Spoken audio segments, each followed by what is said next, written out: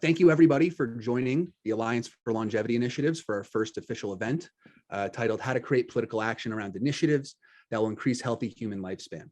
My name is Dylan Livingston. I am the founder and president of A4LI, and I'll be your moderator on this panel event.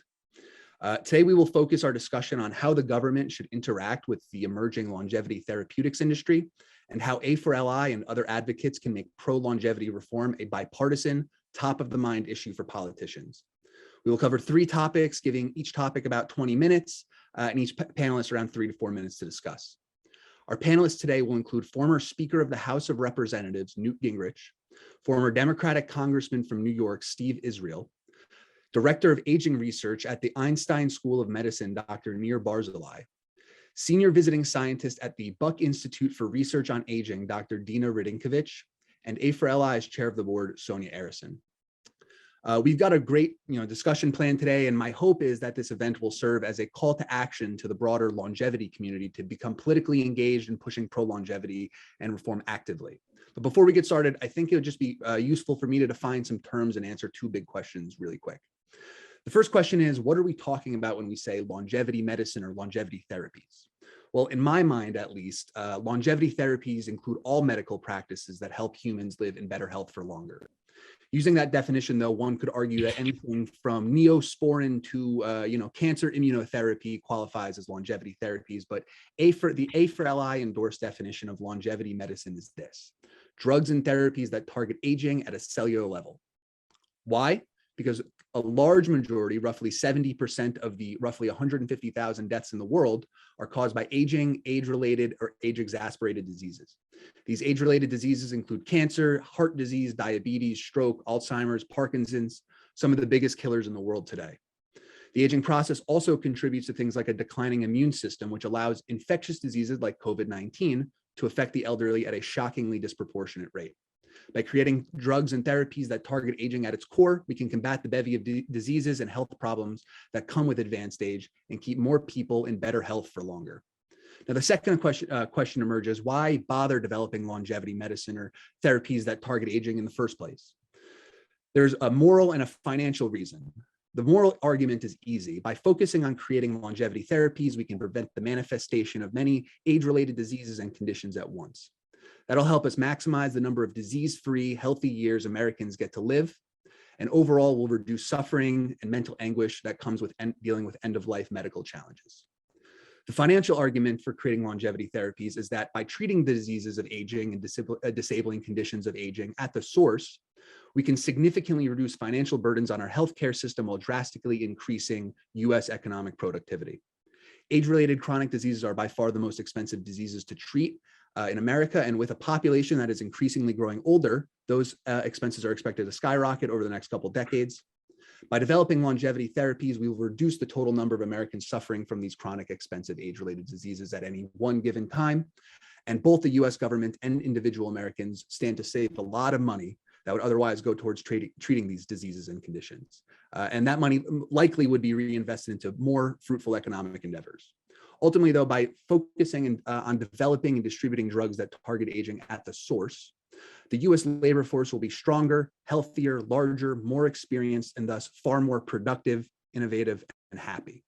These ideas aren't new, and they're mentioned in the longevity dividend argument, but the bottom line is this: the U.S. government must realize that it has an ethical and a fiscal responsibility to increase healthy human lifespan within its citizenry by developing affordable, effective longevity therapies. Government refocus and action is absolutely necessary.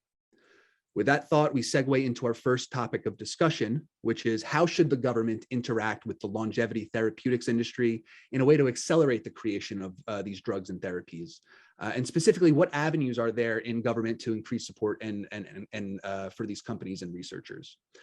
I'd like to start off with Dr. Nir Barzilai. Nir, you're known for being the architect behind the TAME trial, or Targeting Aging with Metformin. It's one of the first drug efficacy trials for aging to gain FDA approval. Can you just give the audience a brief overview of TAME, what its goals were, and why it's so groundbreaking that the FDA approved the trial? Terrific. And let me just comment on one thing you said. You use longevity rapidly many times. When I went to this business, I called it aging. Nobody wanted to hear about aging. It's a bad word. But I was trying to find longevity genes successfully in centenarians. And so I'm doing longevity. And then people assume longevity means you get your diseases and now you live with them and accumulate them for 20 more years, right? So then it became clear that for the public perspective, we have to use health span, okay? In fact, sometimes I say, when we'll have this pill for health span, one of the side effects is longevity. Maybe you cannot afford to live longer, right? Because of that. So I just wanted to make it clear. I also want to make clear that I agree, all the leaders here, everybody here agrees that aging is modifiable, okay? It's not so hard to modify aging. We've done a lot of preclinical studies and we can do it with drugs that are already in use. And now I'll answer your question. I'm sorry, I just had to say those two things. But metformin is a drug that has been for since the 1920s of the last century, so over 100 years, in clinical use, prescription by doctor in the last 70 years. It was used to prevent flu and malaria and inflammatory disease, and it was discovered that it lowers glucose in diabetes. So it became a diabetic drug. But in fact, metformin targets all the hallmarks of aging. I don't want to tell what they are, but they are hallmarks of hallmark of aging is something that changes with aging. And if you repair it, you can increase health span and lifespan. Okay, so metformin hits all the hallmarks of aging. And when I say we, is a bunch of geroscientists, and by the way, we call ourselves geroscientists and not anti-aging medicine because there's a lot of noise out there. We geroscientists conferenced together and we invented this idea that we're going to use metformin as a tool to get an indication to prevent aging, and by that to target aging and prevent age-related diseases. And this is an effort that led us to discussion with the FDA. And by the way, the FDA doesn't have to approve us.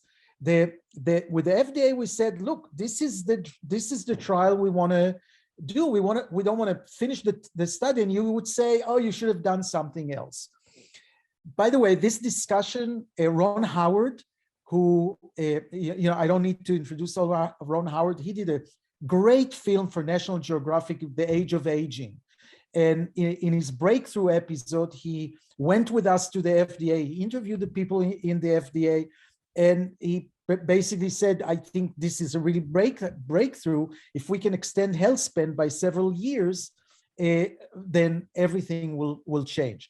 So basically, the study is in 14 centers in the United States, placebo control, and we're going to show basically that it doesn't matter what disease you have and which specific disease you're going to have. Because metformin targets aging, we're going to delay it, right? If your mother is diabetic and you're obese, you'll get diabetes, but you get 1 point for everything that you get. And this is the idea of this study, and we hope that this will break, have a template and break us into acceptance that this is modifiable and has huge individual and economical implication in the world. Absolutely. Yeah. I just want to say thanks, Nir. TAME really is so groundbreaking.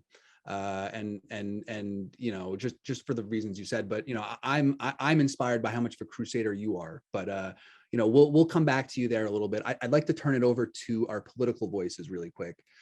Newt, I'd like you to start. Can you shed some light on how you think, first, can you shed some light on how you became interested in longevity as a topic, or in aging research as a topic? And then can you give us some ideas on how you think the government can best support the longevity industry? Well, I got intrigued by a very simple story 9 or 10 years ago about a particular worm which they had managed to cultivate so it lived to the worm equivalent of 800 years. And I thought, that was a sufficient break from normalcy that's worth paying attention to.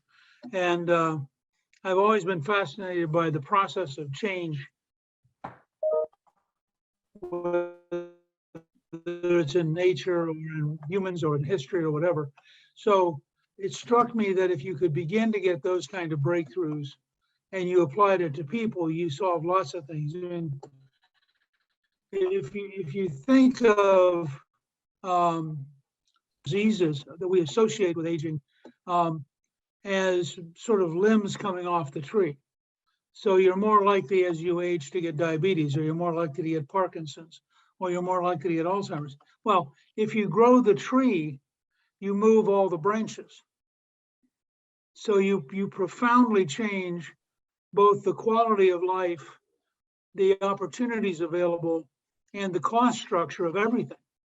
I mean, there's probably no single area of investment that would pay a larger reward, both in terms of lives, but also in terms of just fiscal reality, than actually being able to achieve a substantial improvement in healthy aging. It's not just a question of, can we get you to live longer, but a question of, can we find those changes which enable you to have a complete life? And you know, the ideal model would be that you're remarkably healthy till the morning you die, which is also the least expensive health system.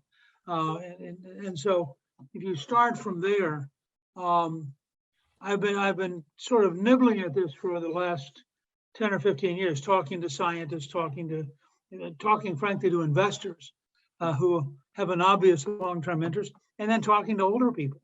I have a couple of friends in their 90s who are very successful, you know, have a really high interest in getting another decade rather than another 10 months.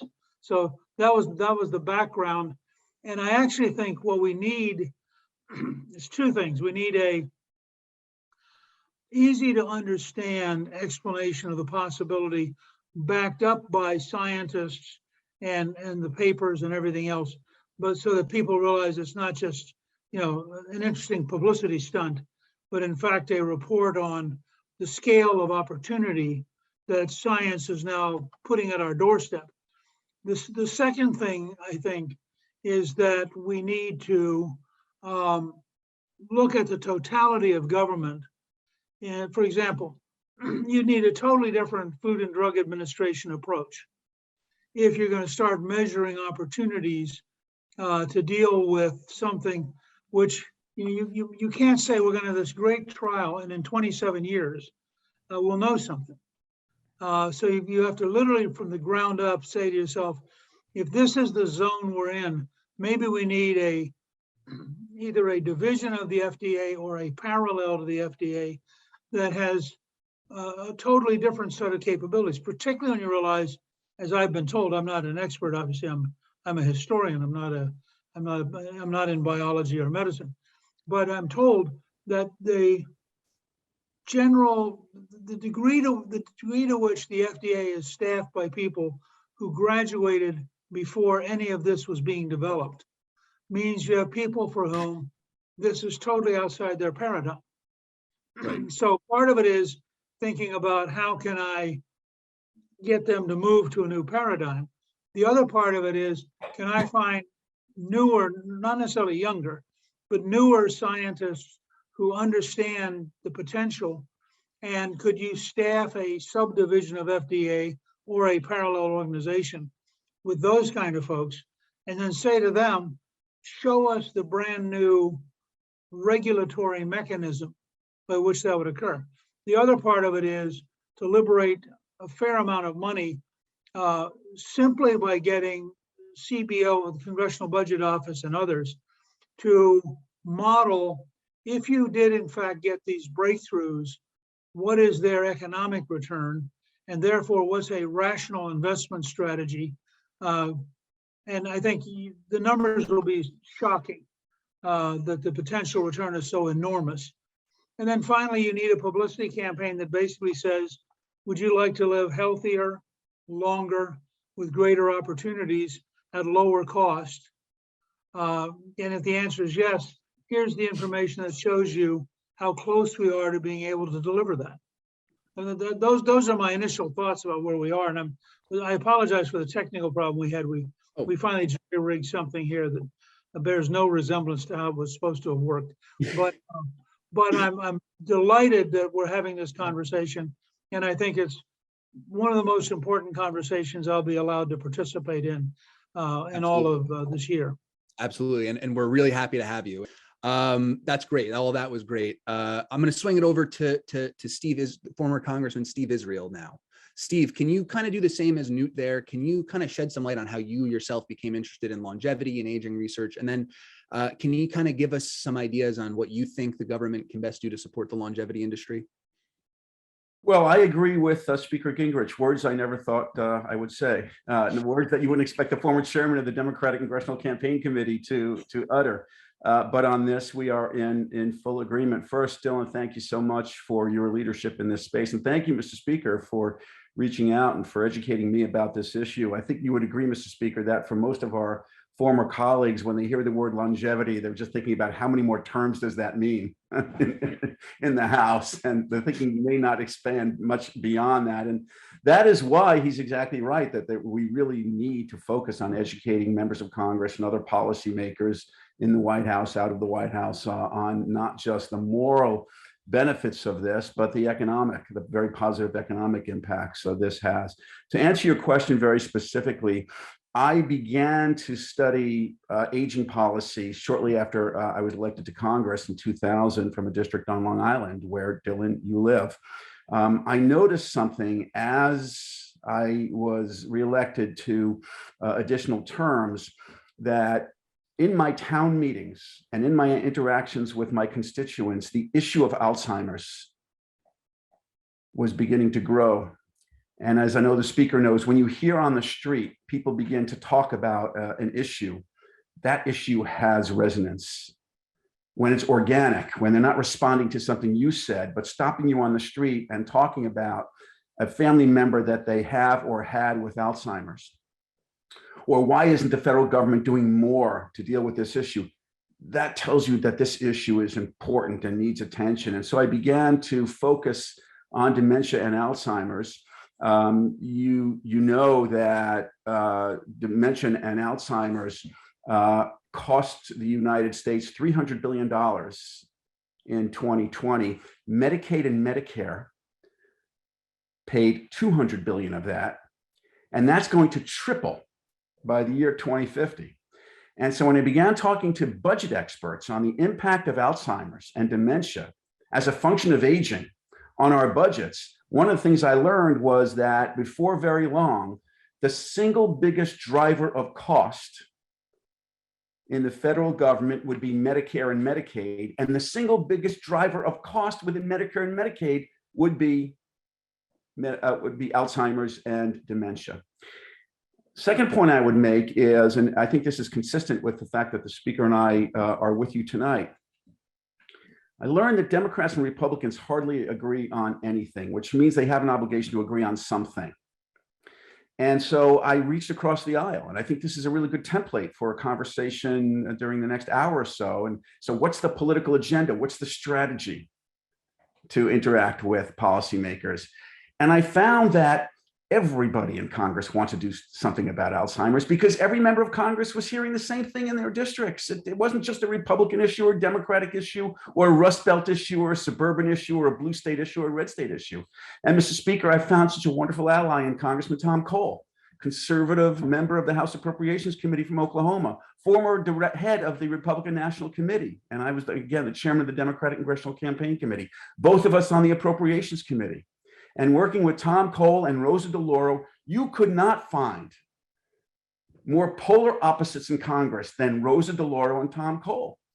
But they formed a cohesive effort in the Appropriations Committee to provide record-breaking increases in funding for NIH and other entities of government, specifically for Alzheimer's research.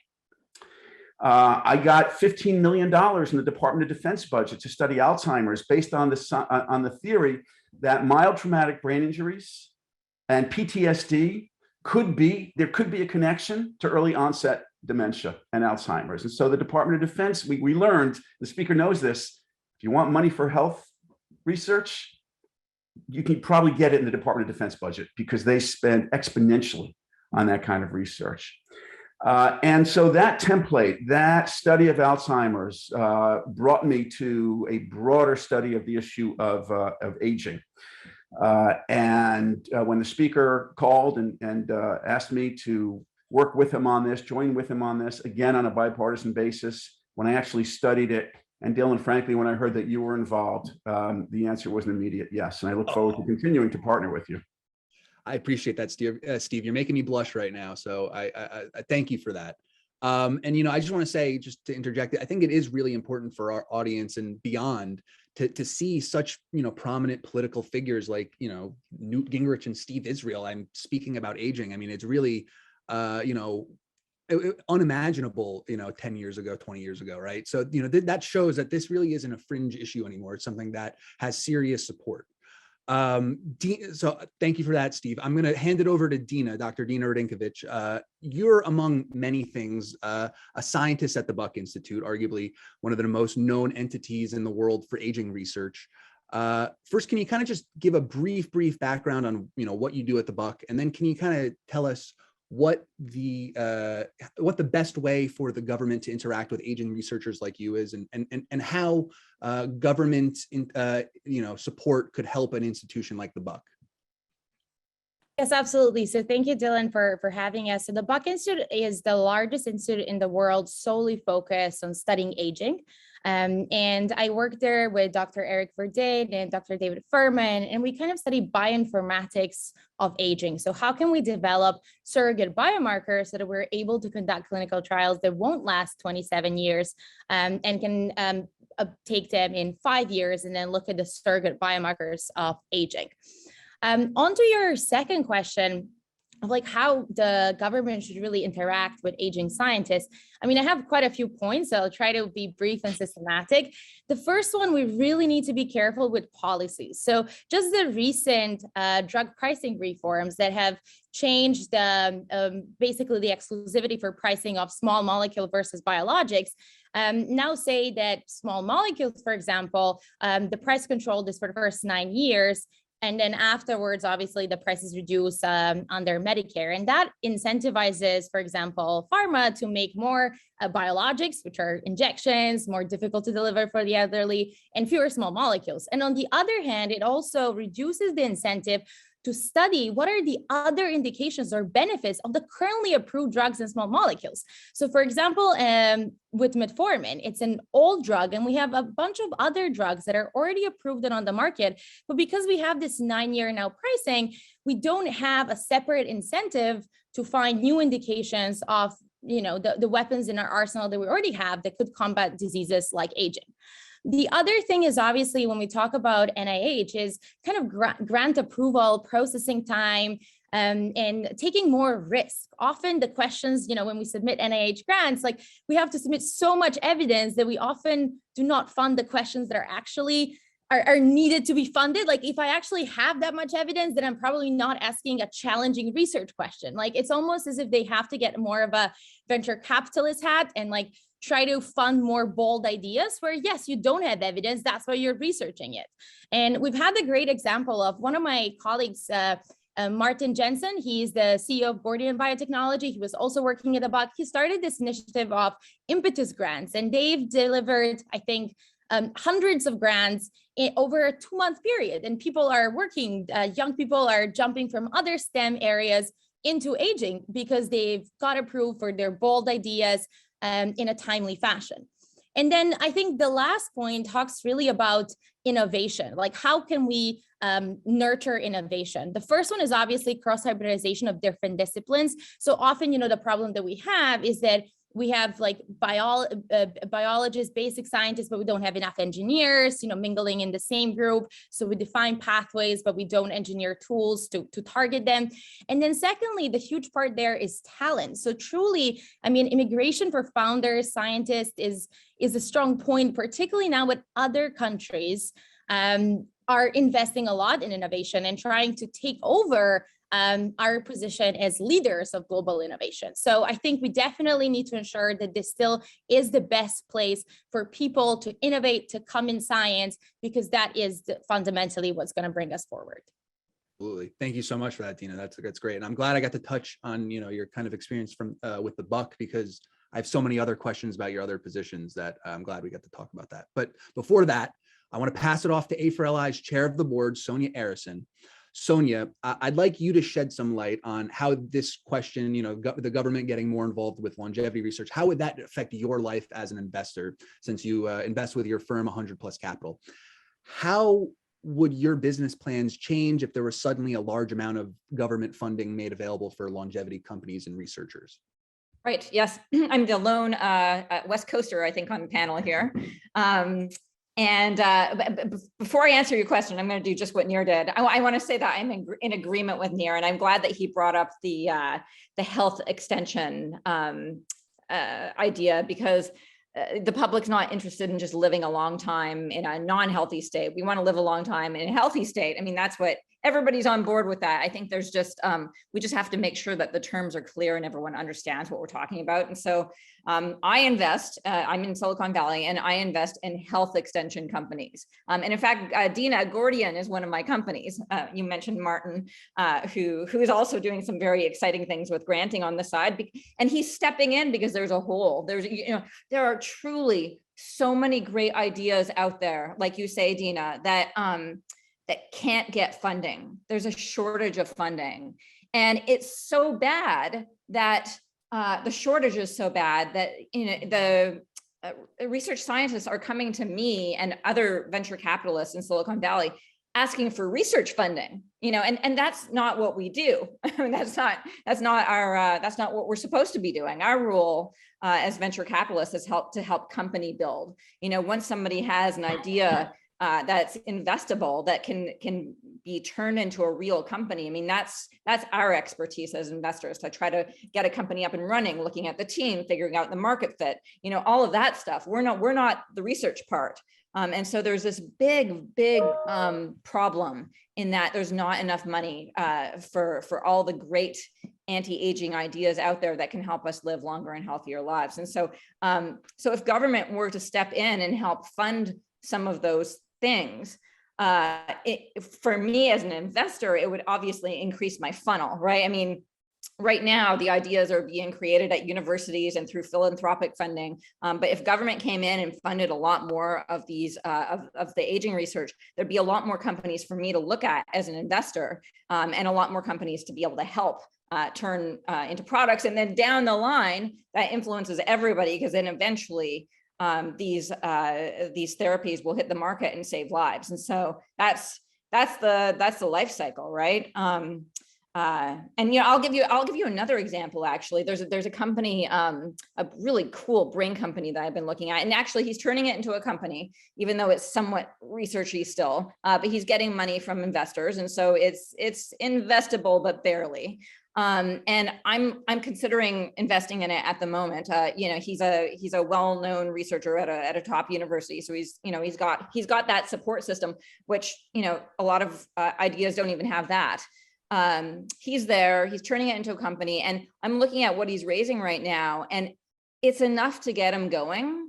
And it could happen, and the company could turn into really $1 billion company. But it's going to take a really long time. And if he just had more resources to put into that and speed it up, like hire more lab people, get more equipment, it's all of that. If you get more money, if there were some grants to help him out, it would go from bench to bedside, as they say, a lot quicker. And that's my goal. And I know that's the goal of everybody on this panel. And government really does have a role to play in this.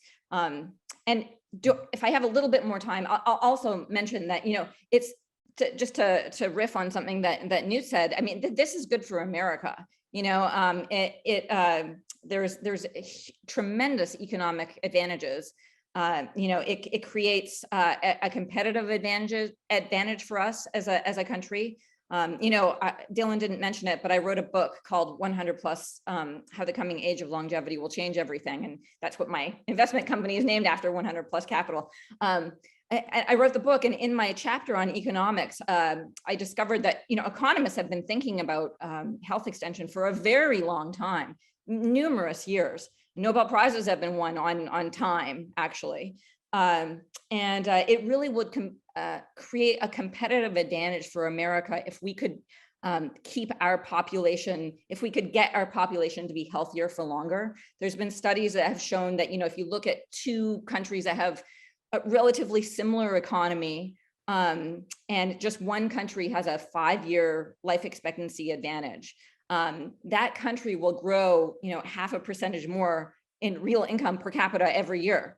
Now, that may not sound like a lot, but when, average growth is around 2 or 3%, that's actually a pretty huge boost. And you can imagine, if you got, an extra 10 years, 20 years, 30 years, what does that translate into competitive advantage? So it's a really big deal. It's something that our government should be focusing on for many, many reasons. The economics, the competitive advantage, and just the moral, as Steve mentioned, there's a moral imperative here too. Absolutely. Dylan, can I ask a question of the politicians, okay, for two other IDs? And by the way, Dina and Sonia, terrific words, and I agree very specifically with both of them. I mean, we have to have some partnership with longevity because the goals are a little far away. We have to have more money for research. But tell me, what do you think about those two ideas that we've been talking a lot? First of all, is to call aging a disease, okay? And if we call aging a disease, a lot of things have to happen, right? The FDA has to come into action. I can tell you that I'm against it. Not that aging is not the mother of the diseases, but actually elderly, we just saw, they don't want to be called a disease. What we do, we isolate them, we put them in islands, we throw them, become lonely, right? We just had that. The FDA doesn't want to call aging a disease. ARP doesn't want to call aging a disease. FDA doesn't want to call aging a disease. So, but still, I'd like to hear the view. And the second thing, Newt, about your idea of the FDA. So, if the FDA gets a mandate, wouldn't it mean also that they have to fund studies that will show that what they're doing is right? Because one of the problems is funding those studies. Would that be, it's not only having a new division, but actually trying to prove that and create a template for those initiatives? Aging is a disease and FDA mandate. I wonder if you have any comments. You want me to go first, Steve? Yeah, Newt, you go first, Newt. Okay. I think you're probably right about the question of disease, which is why we came up with the imagery of a tree. But I think if you were to talk about the process of aging, and that the process of aging currently generates a series of side effects, which actually are the largest drivers of health cost and the largest drivers of human debilitation. And that what you'd like to have is a dramatically healthier process of aging, which allowed people to live substantially longer at a substantially greater quality of life. That's probably the right language, but I agree with you. We've wrestled with it, and Joe DeSantis, who works with me on this, we both have sort of floundered around trying to get to the right language. Second, I guess the question I would raise is that if we find breakthroughs, they will almost inevitably involve some kind of therapy. I mean, it may be a genetic therapy, it may be a chemical therapy, it may be something else, but the question will then become, if the FDA is not monitoring it, and any random person shows up at their local store with their particular therapy, quote unquote, at some point you won't have any idea of efficacy, and two, you have a very high risk of the thalidomide problem, because somebody will come up with something which actually kills people rather than helps them, or weakens them rather than strengthens them. So I'm not a big, listen, I helped drive through FDA reform in 1996, and I'm not a big fan of the bureaucracies, and I think that they dramatically failed us in the first year and a half of COVID. So I'm for really profoundly rethinking them, but I don't know how you get to a serious participation level of humans without some kind of regulatory and scorekeeping oversight that enables you to have transparency about the outcomes and the complications. But I mean, I'm open to somebody telling me how you do it, but it just strikes me the graver danger is that people who don't have any idea what they're doing, but will have real power, will end up creating huge hurdles, which will make it, which we've seen, for example, with being able to grow transplants. Because it turns out I have a good friend who had worked hard on growing kidneys and growing livers, and the number of different disciplines that involves transcended the FDA's ability to organize itself. So you consistently end up with somebody who did not know large chunks of what they were looking at. But I'm open to somebody either on the panel or somebody who's participating by typing, if they really do think you could get a very substantial increase in popular participation in healthy aging without having some kind of FDA or FDA-like regulatory environment. Okay, yeah, that's great. Nir, do you have any response to that, or Steve, would you like to respond to what Newt just said? Well, at some point, I'd love to have a conversation about what kind of concrete political strategies can be developed to get us to where we need to be. And this does, this is part of that conversation. I do not believe that we can expect to be immediately successful or even move the needle if there is strong FDA opposition to what we're trying to do. Now, there are ways around that. But to try and move the needle even incrementally, it has to be done in a way where Congress can embrace a position and persuade the FDA to endorse. But when I say persuade, Congress can demand through appropriations language. Congress can decide we want the money spent, for some FDA action on this. But why don't we reserve that for a broader conversation of political strategy? Because I know there are other people on the panel who want to weigh in. I have something to say too, if I can at some point. Sure. Just back to Nir's question about whether aging is a disease, and elderly people don't want to feel like they're like broken somehow because they've got disease. Everybody is aging. I participate in this health salon, which Nir does as well, actually, with the Foresight Institute. And we had this amazing presentation by some researchers from Duke and Columbia who run this pace of aging trial. And they were showing how younger people who are young, like in their 20s, are aging, and they can measure the aging in those people. And some 20-year-olds are aging better than other 20-year-olds. And so this is not an old person's thing. This is affecting everybody. And maybe it's not a disease, it's a condition, it's something else, but it is something that we need to think about if we want to be healthier long-term. Well, I want to add to that look, cancer, we treat cancer with chemotherapy and radiation, which accelerates aging. Those people are aging really quickly. And kids who survive cancer get heart disease at age 35. People with HIV get their diseases 10 years earlier. People who are disabled, people who are poor.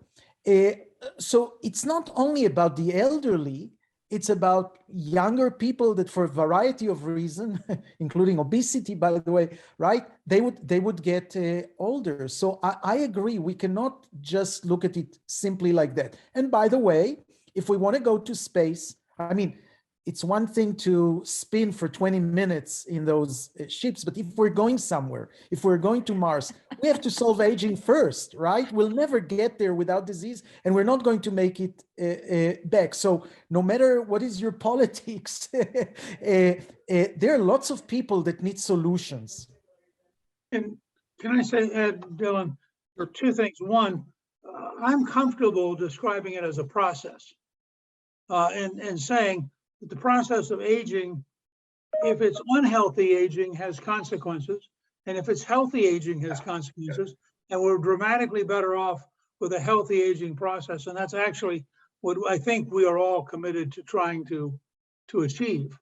And then I think you can focus on the derivative effects of either things that happen to you, which cause you to age faster, or of things that the process of aging creates, such as Alzheimer's, et cetera.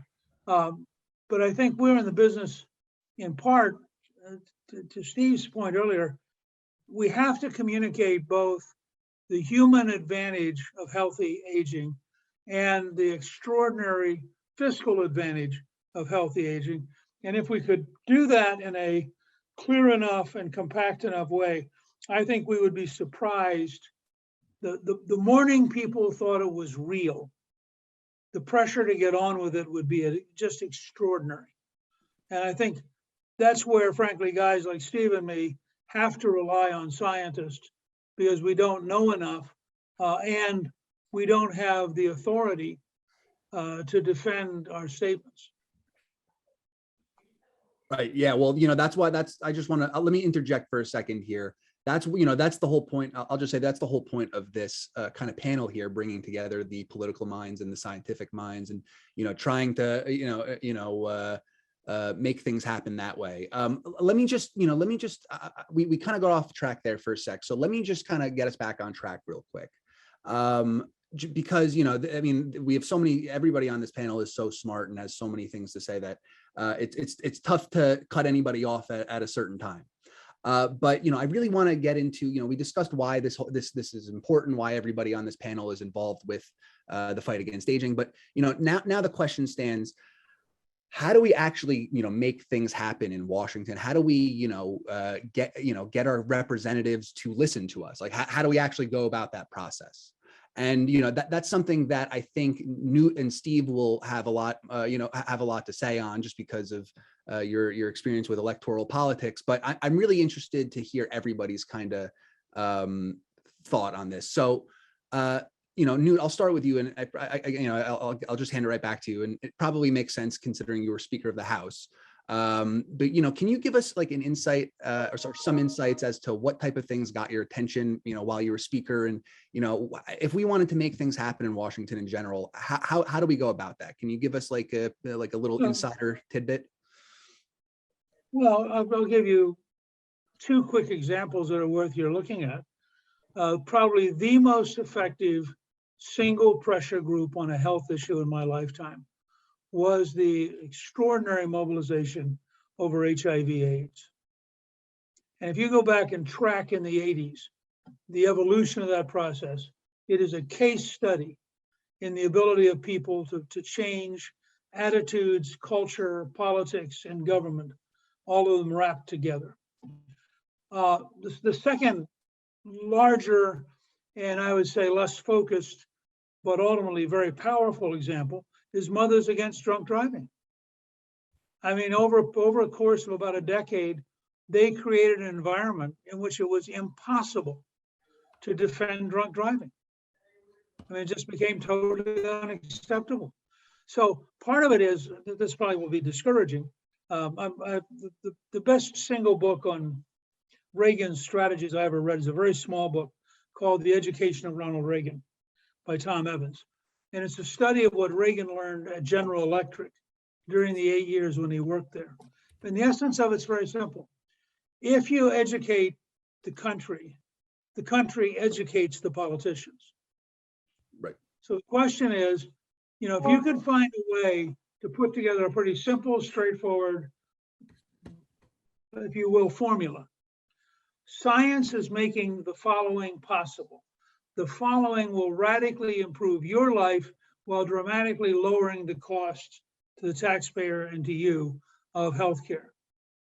If only A, B, and C were being done, we would dramatically move more rapidly into a world where you will live longer, live healthier, and live less expensively. Now, would you like that to happen? If you would, call your congressman and tell them you want A, B, and C. Now, until some core group builds that out, you don't have the tools to really move the system. And so it gradually moves by osmosis. Right. Just, like what's happening tonight. Steve and I are more into this than we were 3 years ago. And so, but that's a much slower process than I think any of us want. Yeah, well, I agree with you there. Yeah, I mean, so those two examples are, I wrote those down. That is genius. I'm gonna go do some research after this. I didn't even think about either of those health cases. So thank you for that. That right there is worth this whole event to me. But Steve, can you do the same also? Can you kind of just give some of your thoughts on how we can actually make political action and for longevity initiatives? Like more specifically, my question to you actually is more specific. So A4LI is looking to start a longevity caucus in Congress. And we believe that that's kind of the first step to getting larger pieces of legislation through. How would you suggest we get the longevity caucus done? Do you have any suggestions on that? Yeah, so let's just take a step back, because I think this is really fundamental. This is a very good discussion, and I'm honored to be a part of it. But all it is another Zoom discussion until you can figure out how to move this issue through Capitol Hill. This is not just an innovation. This is a deeply disruptive innovation, and Congress is not good at deeply disruptive innovations. The Speaker is right. Congress moves very, very slowly. There are members of Congress who excel at disruptive innovation, but the body itself is not built for that. In fact, the body itself, the House and the Senate, and the three branches of government and a veto and everything else, is built to put reins on things. And so I think we've got three fundamental challenges, to speak very honestly. And then I'll just spend a minute or two talking in practical terms on how you get around those challenges. The first is just lack of awareness. This is not an issue that most members of Congress wake up in the morning thinking about or go to bed in the morning thinking about. So there's little to no awareness at this point. Members of Congress aren't going to spend their political capital or their time or their resources on something that is fairly meaningless to them. The second problem is credibility. There are some members who will hear this, just assume this is kind of a fringe science. This is another kind of fringe health issue. There are plenty of them already. I don't need another one. And the third is just bandwidth. I mean, members are just, as the Speaker knows, on both sides of the aisle, they are just stretched right now. They are fatigued. They can't wait to get out of Washington. They're announcing their retirements. So trying to break through that with an issue like this is a challenge. How do you get around it? I've been thinking a lot about this since Newt asked me to join him on this. The first thing I think you need to do is target members, small group of members who may be predisposed to engagement on this issue. And I would look, I can speak with expertise from my side of the aisle, not for the Republican side of the aisle, but it seems to me that the New Dems, the New Democrats, would be a natural group to go to find a couple of champions in the New Democrats who are very much aligned with technical innovation, technologies, investments, venture capital, et cetera. So I would start there, and I would go to the chair, people and the ranking members of the Health Subcommittee of Energy and Commerce and the Health Subcommittee of the Appropriations Committee. If you want FDA language, if you want language in an appropriations bill, tapping the FDA on the shoulder, saying, we want you to orient in this direction, you've got to go to Tom Cole and Rosa DeLauro, on the Appropriations Committee. So I would do that. I would also, once you have those targeted members, try and create, I wouldn't call it a longevity caucus. I know we talked about the framing. I'm not sure that that's going to get a lot of traction. A healthy aging caucus would. Everything in Washington is about, what the cereal package looks like, not necessarily what the cereal is. Right. So forming a congressional caucus is a very, very important initiative if you can get it done, because then you will have like-minded members of Congress on both sides of the aisle. Oh, and by the way, even more importantly, their staffs who are charged with figuring out how to get results for this particular caucus. So I would strongly encourage you to do that. And then finally, once you have this caucus and they're sponsoring meetings and they're educating other colleagues, and you begin to lift the awareness and the credibility of this issue, Then I would start mobilizing in congressional districts so that, to go back to where I opened up in the first question, members start to hear about this at home. This becomes an issue that they've got to respond to Newt's point, because their constituents are leading them into the issue.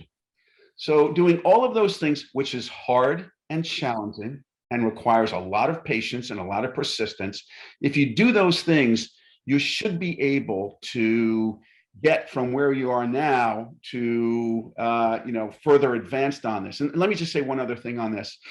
I think it's fair to say, and I hope I don't offend anybody, you're not going to see overnight or anytime soon a wholesale embrace of this issue by the United States Congress. You won't.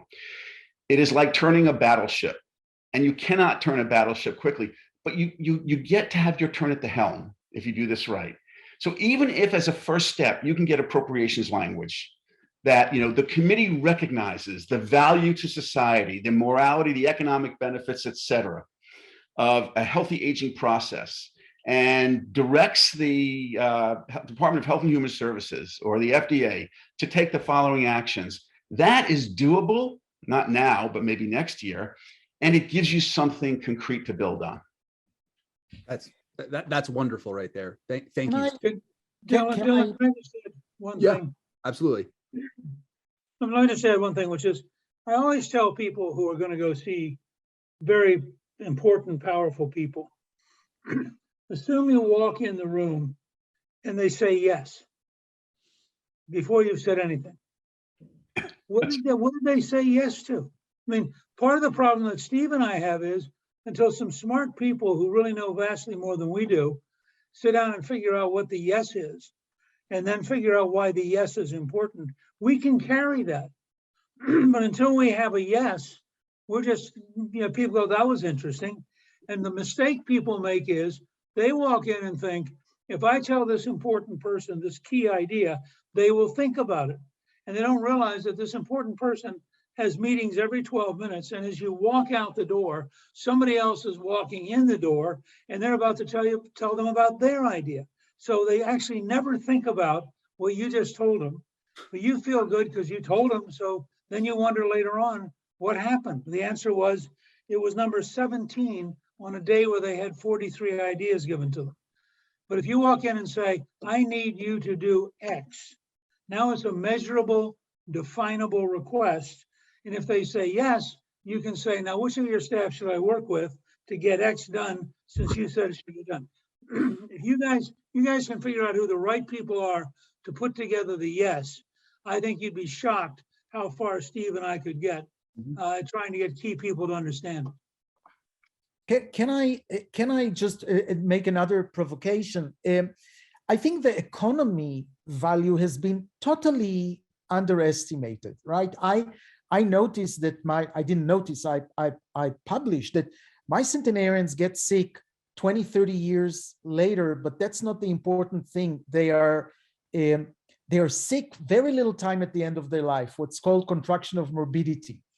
The CDC actually measured it since 1993. The CDC is publishing the medical cost in the last 2 years of life of people who die at the very condition, variety of age. If you're 100-year-old, your medical cost is third of those who die when they are 70. And by the way, my guys, when they were 70, didn't go to the doctor. There was no medical cost for them. And that was the beginning of what we called longevity dividend, that has trillions of dollars effect within the next few years. If you extend health span by a year or two, it doesn't need much. But then this year, Andrew Scott, who's a professor at London School of Economy, did two things. He calculated from economical point of view, okay? And the economists have tools that are called value, that are not like the 2 years medical costs, because they said, hey, just a minute, if those guys are healthy, they go, they travel, they spend money, they buy presents, they do that. And when he calculates it, it's within a year, $84 trillion, and within 10 years, $843 trillion. I mean, the numbers, there's no other number that can even come close to that. funnily, he calculated from the study that I told you, the TAME study that I'm leading, he calculated what will happen if we'll actually prove our point and we'll have, 2 years extension of life. So the study is going to cost $50 million, but the value of the people who are not on placebo, okay, the 1,500 people who are going to test is $150 million. We're going to save money for the economy by just doing this study. So my question really is, shouldn't the economy be an easier way forward more than, other things? Sorry, I didn't, what was your question exactly? Wouldn't the economy be the major way to go forward with Congress rather than the health span, who is helping and all that? Just a huge saving. Yeah, I agree with that point. The brief outreaches I've had so far with politicians, I've mentioned that Andrew Scott article or scientific journal that came out, and it is it's concrete, and it's actually, instead of tugging on people's heartstrings, it actually, like Newt said, is like, here's, it's X, it's like, it's concrete. So, yeah, I mean, personally, but what that means, Dylan, is it means we need a plan, like Newt said. We can't just go into a politician's office and say, look at all this great economic research. We have to go to them and we have to say, okay, here's what you need to do. We have to acknowledge that the aging industry is real. We have to help fund some of these research. We have to have a plan. And once we do that, which is why we've set up this group, then we can get the ball rolling. Absolutely. Yep. Yes. So yes, we will do, again, this is the very beginnings of this organization's existence. I would not feel comfortable going to, many politicians if we didn't have a plan like that. So, and that's the great part about this specific event. This is supposed to be the beginnings of a conversation. And, I'm really happy that we have, all these great panelists giving advice on how to actually get this started. I did realize, I just want to say really quick, I did realize we are kind of running over time here. So what I want to do is I want to go down the line here and just, because I want to get to a few questions and answers from the attendees. Can we get everybody on the panel to kind of just give a like a 1 minute, 2 minute pitch on to their respective communities? So for Sonia, that would be like the investor community. What would you say, Sonia, to VCs in the space that aren't convinced on the value of treating aging? Like what would your formula be there? Well, it's, this is literally the biggest revolution that's going to happen ever, definitely during their lifetimes. It's going to change the world. I mean, just like the internet changed everything. Once we start to really slow down aging and repair people and extend health spans, it's going to literally change the world. And you don't want to miss that. You don't want to miss that boat. So that's what I would say to them. I think a lot of them realize that, by the way. I just think that there's a lot of barriers for them at the moment in terms of, there's not a clear path with the FDA for aging companies to have their therapies approved. And there's not a clear way of measuring aging that everyone agrees on. And so those are all types of things that still need to be worked out. But clearly this is a big deal that investors shouldn't miss. Yeah. I just like to add to that. I think what we're seeing in the investment side, obviously, like Wall Street has got warmer towards biotech, although biotech stocks not performing extremely well recently. We definitely have interest from kind of traditional deep tech investors, mostly from the Bay Area. All the big names that invented venture capital are now heavily investing in longevity, but we still don't have like general consensus, particularly between traditional biotech investors. So if we're going to generalize here, and if we say that a lot of Boston biotech, I mean, often when they see smart people working in aging, they almost feel like, oh, why is someone so smart and hardworking not developing another small molecule for cancer? Like, why are you poorly allocating these resources towards aging research? And they yet have, if you look at a portfolio of traditional biotech investors, aging-like companies are not featured heavily. And that is because they don't see how these companies will be profitable. Just like you said, you sometimes fund ideas, but you still want to have a 10x return on investment, which we've now realized Tame Trial has figured out anyway. So maybe Nir should talk to more VCs. But in general, I think we need to have this legislation change so that drugs and medicines and other form of interventions that can optimize health and for health aging could become profitable. And if we say that the FDA's mandate is to prevent harm, then perhaps there should be, after things are screened that are reasonably safe, there should be another agency that is focused on health optimization or healthy aging. And there needs to be some reimbursement, whether it's through insurance. But I think until traditional biotech investors and traditional people who make medicines and control the development of these medicines know that they will make money if they do something in healthy aging, we won't have a consensus. And then it's very difficult to prove that this is not like a very small area of science and innovation, because if these politicians get bombarded by a lot of things that they should mandate, oh, you should do this for cancer, you should do this for immune conditions, or you should do this for heart disease, and then, oh, you should do this for aging. But even the general community doesn't have a consensus. It is just very difficult to prove the point. We need to make it a more mainstream and profitable issue for traditional people in biotech. So guys, I wanted to tell you, and Sonia, Aubrey de Grey was supposed to invite you, but we created the Longevity Biotechnology Association. In order to do that, and Dylan, you talked with us, in order to actually standardize, and there are 3 points to know from the industry perspective. First of all, it's the fact that there's those anti-aging, charlatans and snake oils, and we want to be an industry that is geroscientific in base. The second thing, we wanted to have enough scientists because we have all those hallmarks of aging, and we want investor to say, okay, I'm interested in epigenetic, and so who's the expert in epigenetic, and let's draw them in.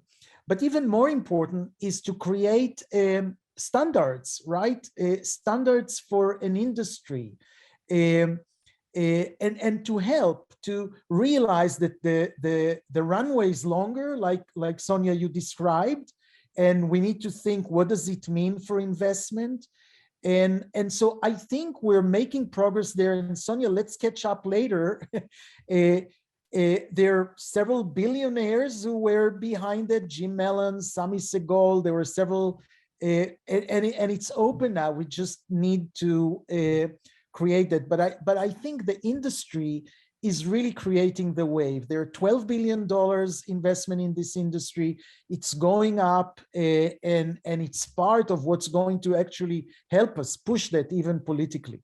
Well, right. It's not like it's not happening. It's already happening, even without any government help. So like you say, yes, it's moving along, but it could move faster. And that's what we all want. And let me just hop in there real quick because we have 15 minutes left here. But, the point of A4LI is to accelerate the creation of these therapies, right? And that's the whole point. This is a race against time. This is a race to save as many lives as possible, and help people live as well as they can as soon as possible. So, I agree. The general longevity industry kind of is making it happen already, but A4LI and political action is definitely needed to help push forward a little faster. So we have about 15 minutes left here. What I want to do now is I kind of want to just everybody, I would like if everybody can kind of say their final piece on the panel, and then what I would like to do is turn over to Q&A. And we have our admins as panelists too, looking through some of the questions. So if you have any, please put them in the chat and they'll send them my way. But can we just get everybody on the panel just to say one final thing, just get your last thoughts in, and then we'll turn it over to the Q&A. I'll start with you, Sonia, because you're on my screen right now. Sure. Well, I always end every single talk I do the exact same way because I think it really matters. and that is that, the the reason I'm so involved in this area, I don't want to be one of the last generation of people to live to have a life expectancy of 80. I want to be part of the first generation of people to go beyond that, and that's not going to happen unless we all work together. And already, as we've mentioned, we've got the investors, we have journalists, we have scientists, we have philanthropists, we even have artists helping us. The only people we don't have helping us yet is the government. And that's why I'm very, very happy to be involved with A4LI and really move this forward. Great. Thank you, Sonia. Steve, can you say a little something to end us off? Sure. I would suggest to my Democratic colleagues when Newt and I go and visit, actually, I'm not going to let Newt go and visit them. I'll just handle that part myself. But I would suggest to them that they remember the words of that great progressive Senator Hubert Humphrey, words that I actually framed and they hung in my office on Capitol Hill for 16 years. He said, "The moral test of government is how it treats those in the dawn of life, our children, those in the twilight of life, our elderly, and those caught in the shadows of life in between." I believe that for my colleagues, progressives and left of center, that framed properly, this could be at the very center of that moral obligation that government has, with extraordinary high-tech financial and economic benefits. And when you can get, again, Newt Gingrich and Steve Israel on the same side of something, making that case, there's no telling. I mean, there are no limits to what can happen as long as we're patient and strategic. Absolutely. And Steve, I'm gonna reach out to you because you've thrown out a bunch of great ideas. Newt, I see you're back on. Newt, we're just kind of doing final 1 minute, conclusions from each panelist. Can you give us a minute conclusion? Sure. Bill Gates once said, "It's amazing how little you can get done in 1 year and how much you can get done in 5 years." And I think that's how you have to approach this. We ought to set the goal of having a profound scientific, intellectual, political, and governmental revolution in how we see the entire process of dealing with the process of aging and the consequences of aging in such a way that 20 or 30 years from now, people live dramatically longer and healthier. And the only comment I would make to something that was said earlier, I actually think idealism matters. I co-chaired with Bob Kerrey a 3-year study on Alzheimer's. And when we went to testify at a Senate committee, we had the largest number of senators I've ever seen at a hearing because every one of them had a direct tie to somebody in their family with Alzheimer's. And so it was personal and human.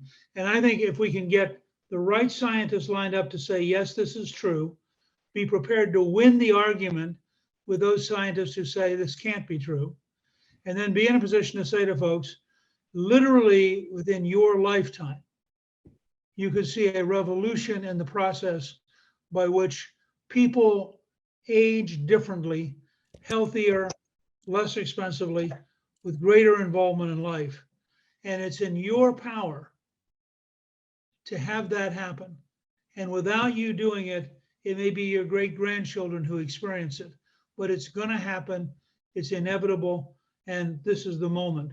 But I would start from humans and then go to money. I'd always do both, but I'd start with humans, go to money. And I think Steve and I would be welcomed with open arms if we had the right backup and then the right ask and then the right network of experts. I think you'd be shocked how rapidly we could move this. Yeah, well, that's why I had both of you on, because you two really are the big hitters in Washington. Like I said earlier, this really isn't a fringe issue anymore. This isn't an issue that is just being talked about on the sidelines. It has serious, investor, political, and scientific support. So Nir, can you kind of just end us off at, I said scientific and your face popped up. So can you give us a 1 minute conclusion here? I actually wanted to use what Newt said, that he used 1 and 5. I was going to do 2 and 10 years, but it doesn't matter. So let me be not scientific. It's an NPR thing that I heard it in NPR yesterday.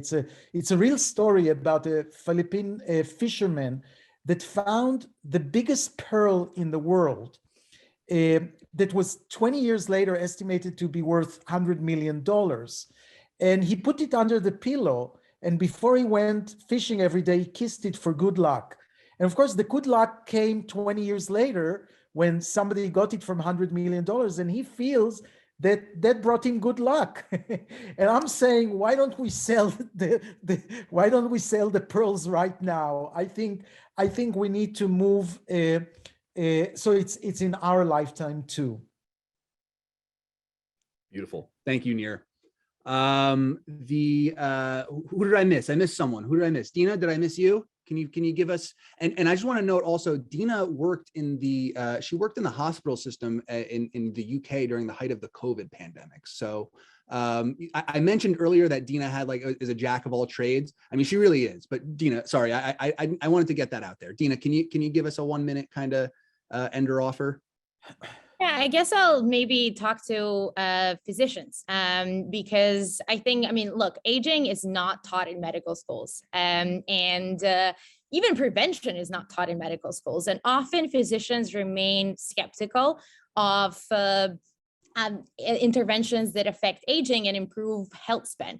And these are not necessarily seen as the most challenging medical problems to solve. And I think that we're still battling the pandemic, and actually with my colleagues at the Buck, we have published quite a few papers over the past 2 years about that biological age rather than chronological age predicts risk of hospitalization with COVID-19. We've also published recently a paper in Nature Aging that shows that where we discuss how interventions that could reduce biological age could be used as adjuvants to vaccines to promote the immune response.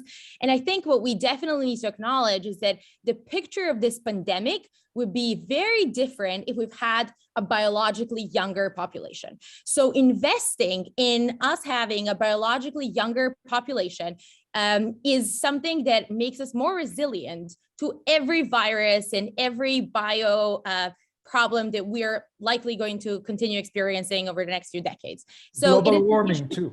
Exactly. So it's an issue of national importance. So when we talk about this, I compare it to the space race and the capsule that goes into it.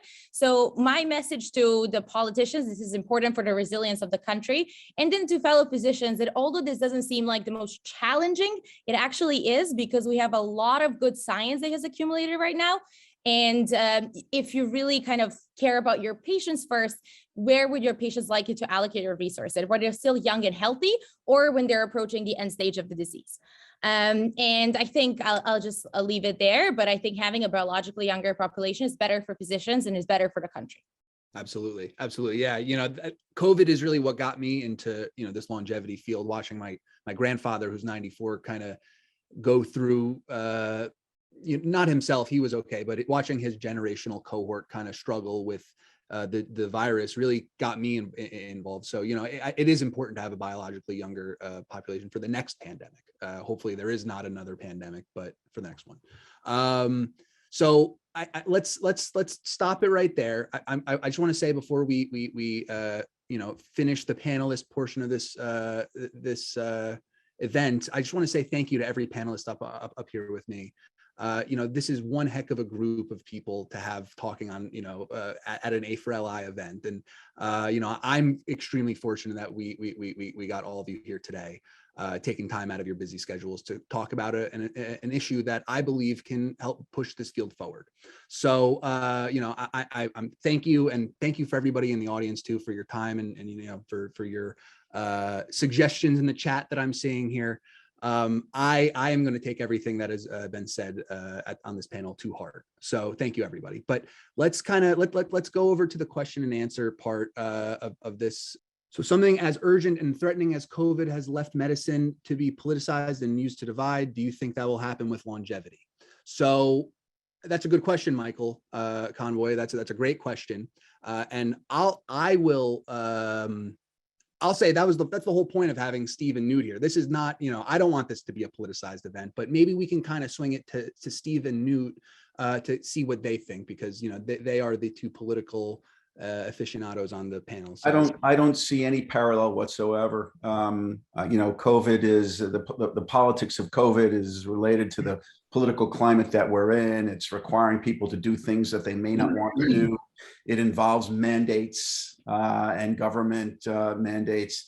I do not see this issue being subject to unnecessary partisanship at all. Yeah, I agree with Steve. All right, great. That's great. That's all I needed to hear. All right, that was a quick question. I guess we got time for one more here. Several companies are already putting longevity therapeutics into trials based on existing paradigms. What should we do about that? What should we be doing to help move the needle at the government and regulatory levels? Dina, would you like to? Yeah. Yeah, I can start. I think what the point is trying to say, yes, we have companies that are kind of aging biotech companies, but they're essentially need to wear like costumes, right? They need to pretend that they have a different indication. So sometimes the hack through the regulatory process is to say, yes, we are developing therapies for aging, but actually our first indication is going to be this Merkel cell carcinoma, or our first indication is going to be this rare genetic muscular disorder, Duchenne muscular dystrophy, right? So, but what that allows the companies, it allows them to sell their pitch to investors and be like, okay, we will somehow be able to get this reimbursed and on the market license for the small cohort of people with disease. But and then they usually create a different slide following that. But this could be attributed to the larger aging market, which is 110 billion recently calculated by McKinsey. But what happens is that, licensing for a very small, occasionally an orphan disease, because it's shorter regulatory approval, does not mean that a drug, once approved, will actually be available to the wider population. I mean, we see the example of metformin, right? Like metformin is readily available. It's approved for a range of conditions. We use it for diabetes. We use it for polycystic ovary syndrome, right? It affects 10% of women, off label, but we still use it clinically. So I think what we can do there is that the drugs that get approved and are on, they're licensed, and the FDA has said that they're sufficiently safe to be there, to try and push the needle. Like, how can we find a different indication that could improve health span? Now, the problem there is the side effect versus the efficacy profile. This is the reason why traditional biotech investors don't touch aging. I mean, they're getting into it, but it's still very slow, because they say, if the FDA is ever going to widen the indication for aging, these people are healthy. So there must be zero side effects almost. And we know that there's no free lunch, right? Like every intervention any benefit comes with potential side effects. And I think if we could somehow shift that regulatory aspect of firstly, how can we allow these companies that are developing drugs that are getting approved for diseases, but definitely have wider application for other diseases of aging? And then secondly, how can we change that mindset of regulators who say that, if people who are aging are healthy, they must not have any side effects, as if the baseline is that if they don't get the drug, they will just live forever, perfectly good health. I think we need to change the status. Like when I talk to people, I'm like, well, you will, the other option of we don't give the drug and they might experience, a 0.1% increase in one type of cancer over 50 years.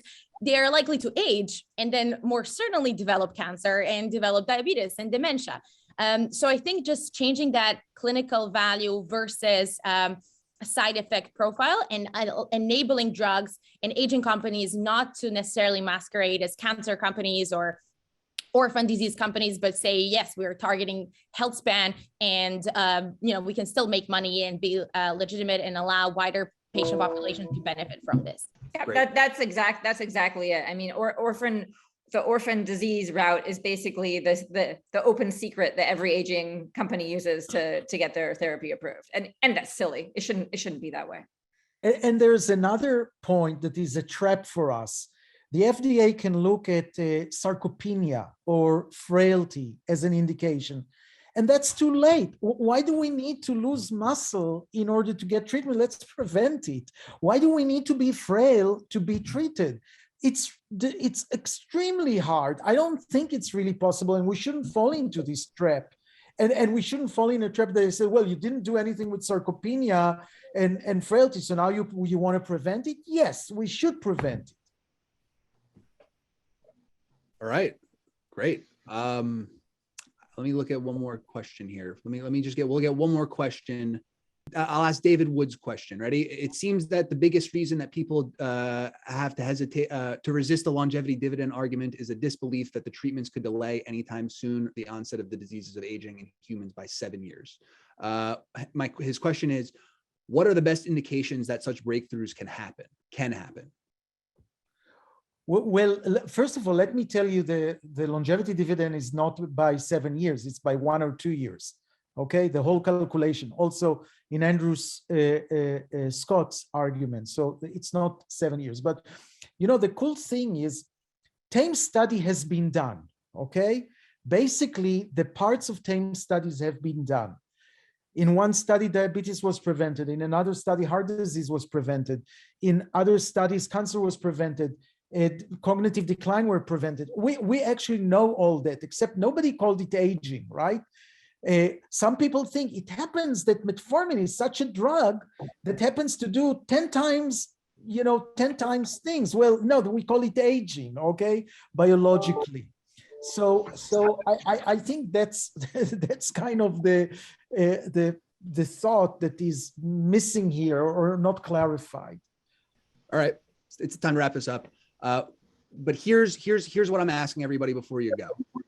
If anything that has been said by any of the panelists, anything that I've said has struck a chord with you, please do not hesitate to reach out to A4LI, go to A4LI.org and join our mailing list, because we started this back in September and it's really, really blown up in the last few months. And I don't expect it to slow down anytime soon. And I know Sonia, as A4LI's chair of the board, doesn't either. So this is only going to be possible with everybody on this call joining in and demanding action by their legislators. So please join us, A4LI.org, and thank you for your time to all these wonderful panelists and to all the attendees.